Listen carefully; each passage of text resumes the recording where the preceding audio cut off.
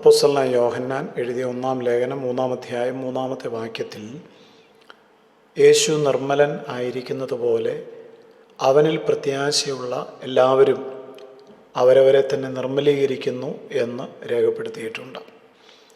ക്രിസ്തീയ പ്രത്യാശ അത് വിലമതിക്കുവാൻ പറ്റാത്ത ഒരനുഗ്രഹമാണ്.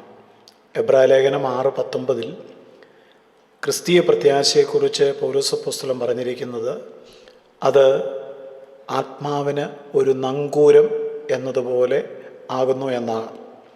കടലിൽ പോകുന്ന ഒരു കപ്പലിനെ കുറിച്ച് നാം ചിന്തിക്കുമ്പോൾ വലിയ തിരമാലകളും കൊടുങ്കാറ്റും ഉണ്ടാകുന്ന സമയത്ത് ഈ തിരമാലകൾ കപ്പലിനെ മുക്കിക്കളയുവാൻ ശ്രമിക്കുന്ന ആ സാഹചര്യത്തിൽ കപ്പലിൻ്റെ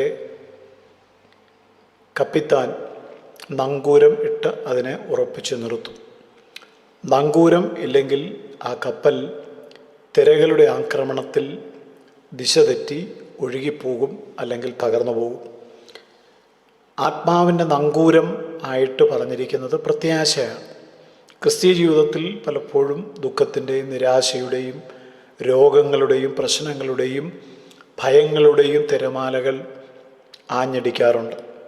ഇതെല്ലാം കടലിലെ കൊടുങ്കാറ്റ് പോലെ നമ്മെ അലട്ടുന്നതാണ്. തിരമാല പോലെ നമ്മെ മുക്കിക്കളയുവാൻ ഇരച്ചു വരുന്നതാണ്. എന്നാൽ അതിൻ്റെ നടുവിൽ നമ്മെ നിലനിർത്തുന്നത് ക്രിസ്തുവിലുള്ള പ്രത്യാശയാണ്. പ്രത്യാശ ഹൃദയത്തിൽ ഉണ്ടെങ്കിൽ സാഹചര്യങ്ങൾ എത്ര മോശമാണെങ്കിലും ആ വ്യക്തി തകരത്തില്ല. കാരണം അവൻ അറിയുന്നു ദൈവം ആണ് അവൻ്റെ ജീവിതം നിയന്ത്രിക്കുന്നത്. അതിനാൽ ഈ പ്രത്യാശയുള്ളവൻ പറയുന്നു, ദൈവം എനിക്ക് വേണ്ടി വഴിയൊരുക്കും. ക്രിസ്തീയ പ്രത്യാശ ദൈവമാണ് വാഗ്ദാനം നൽകിയിരിക്കുന്നത്. പ്രത്യാശയാണ് നമ്മെ മുന്നോട്ട് നയിക്കുന്നത്. അതുകൊണ്ട് ഇന്ന് നാം ഈ വചനത്തെക്കുറിച്ച് ചിന്തിക്കുന്നു. പൗലോസ് അപ്പോസ്തലൻ പറയുന്നു, ക്രിസ്തീയ ജീവിതത്തിൻ്റെ ലക്ഷ്യം എന്ന് പറയുന്നത് ക്രിസ്തു നിർമ്മലൻ ആയിരിക്കുന്നത് പോലെ നാം ഓരോരുത്തരും നിർമ്മലനായിരിക്കണം എന്നുള്ളതാണ്. ക്രിസ്തുവിൽ പ്രത്യാശയുള്ള എല്ലാവരും ഈ കാര്യം വേണം ചിന്തിക്കുവാൻ. ഈ വചനം നമ്മെ പഠിപ്പിക്കുന്ന പല കാര്യങ്ങളുണ്ട്. ഒന്ന്, യേശു നിർമ്മലനാണ്. യേശുവിൻ്റെ സ്വഭാവം, യേശു ഒരിക്കലും പാപം ചെയ്തിട്ടില്ല, യേശു കള്ളം പറഞ്ഞിട്ടില്ല, യേശു ആരെയും പകച്ചിട്ടില്ല, യേശു എല്ലാവരെയും സ്നേഹിച്ചു. പാപം അറിയാത്തവനായിരുന്നു യേശു, നിർമ്മലനായിരുന്നു. യേശുവിലുള്ള ആ പ്രത്യാശ, അവൻ നിർമ്മലനായിരിക്കുന്നത് പോലെ നാമും നിർമ്മലരാകണം എന്നുള്ളതാണ്. നാം നിർമ്മലരാവുക എന്ന് പറഞ്ഞാൽ എന്താണ് മനസ്സിലാക്കേണ്ടത്? നമ്മുടെ ജീവിതത്തിലെ മുറുകെ പറ്റുന്ന പാപങ്ങളെ നാം വിട്ടുകളയണം. ദുഷ്ടചിന്തകളെ നാം ഉപേക്ഷിക്കണം. ദൈവത്തെ സന്തോഷിപ്പിക്കുന്ന നിലയിൽ നാം ജീവിക്കണം. ഇതൊരു ദിവസം കൊണ്ടോ ഒരു ആഴ്ച കൊണ്ടോ നടക്കുന്ന കാര്യമല്ല. ഇത് നിരന്തരമായി നമ്മുടെ ജീവിതത്തിൽ സംഭവിച്ചു കൊണ്ടിരിക്കേണ്ട ഒന്നാണ്. പൗലോസ് അപ്പോസ്തലൻ പറയുന്നത് പോലെ മനസ്സ് പുതുക്കിയുള്ള രൂപാന്തരപ്പെടുന്ന അനുഭവം. എങ്ങനെയാണ് നാം നമ്മെ തന്നെ നിർമ്മലീകരിക്കുന്നത് എന്നുള്ളതും ചിന്തിക്കണം. ദൈവവചനത്താലാണ് നാം നമ്മുടെ ജീവിതത്തെ നിർമ്മലീകരിക്കുവാൻ പ്രധാനമായും താല്പര്യപ്പെടേണ്ടത്. നമുക്കറിയാം, ചെളിവെള്ളം പല പ്രാവശ്യം അരിപ്പയിലൂടെ കടത്തിവിടുമ്പോൾ ആ വെള്ളം ശുദ്ധമാകുന്നു.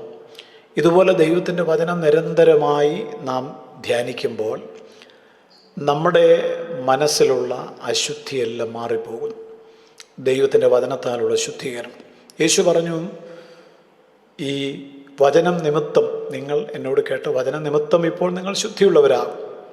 നമ്മുടെ ഹൃദയത്തിലെ മാലിന്യങ്ങളെ അരിച്ചു കളയുന്ന ഒരരിപ്പ പോലെ കൂടുതൽ ദൈവത്തിൻ്റെ വചനം നാം ധ്യാനിക്കുമ്പോൾ, അതിനെക്കുറിച്ച് ചിന്തിക്കുമ്പോൾ, അത് ഹൃദയത്തിൽ സംഗ്രഹിക്കുമ്പോൾ അശുദ്ധി മാറുന്നു എന്നുള്ളതാണ്. അങ്ങനെ നമുക്ക് നിർമ്മലീകരിക്കപ്പെടുവാൻ പറ്റും.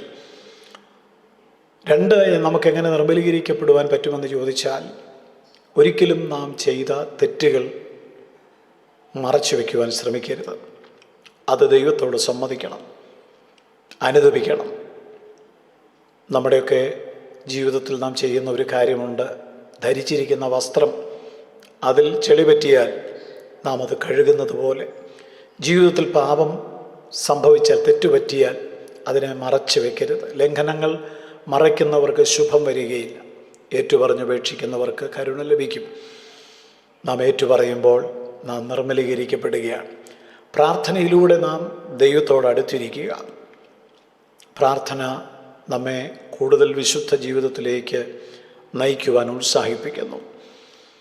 അതുകൊണ്ടാണ് ഇവിടെ പറഞ്ഞിരിക്കുന്നത്, യേശു നിർമ്മലൻ ആയിരിക്കുന്നത് പോലെ അവനിൽ പ്രത്യാശയുള്ള എല്ലാവരും അവരവരെ തന്നെ നിർമ്മലീകരിക്കട്ടെ. ക്രിസ്തീയ പ്രത്യാശ, അതാണ് നിർമ്മലീകരിക്കപ്പെടുവാനുള്ള ഏറ്റവും പ്രധാനപ്പെട്ട കാര്യം. ഈ പ്രത്യാശയില്ലാത്തവർക്കൊരിക്കലും ക്രിസ്തു ജീവിച്ചതുപോലെ, ക്രിസ്തു സംസാരിച്ചതുപോലെ, ക്രിസ്തുവിനോട് അനുരൂപപ്പെട്ട് ജീവിക്കണമെന്നുള്ള ഒരു കൊതിയോ ആഗ്രഹമോ ഉണ്ടാകുന്നില്ല. അതുകൊണ്ട് നമ്മിൽ പ്രത്യാശ വർദ്ധിച്ചു വരട്ടെ. ഈ ആയുസ്സിൽ മാത്രം ഉള്ള പ്രത്യാശ അല്ല, മറിച്ച് ക്രിസ്തുവിലുള്ള പ്രത്യാശ. ആ പ്രത്യാശ കൊണ്ട് നമ്മുടെ ഹൃദയത്തെ നമുക്ക് നിറയ്ക്കാം. സ്വർഗീയ പിതാവേ, അവിടുത്തെ നല്ല വചനങ്ങൾക്കായി സ്തോത്രം. അവിടുത്തെ വചനമനുസരിച്ച് പ്രത്യാശ കൊണ്ട് നിറയപ്പെട്ട് ദിവസം മുഴുവൻ ദൈവത്തിൽ പ്രത്യാശ വെച്ച് യേശു നിർമ്മലൻ ആയിരുന്നതുപോലെ ഞങ്ങളെ തന്നെ നിർമ്മലീകരിച്ചുകൊണ്ട് ഞങ്ങളുടെ ആത്മീയ യാത്ര പൂർത്തീകരിപ്പാൻ കൃപ നൽകണം. യേശു ക്രിസ്തുവിൻ നാമത്തിൽ തന്നെ.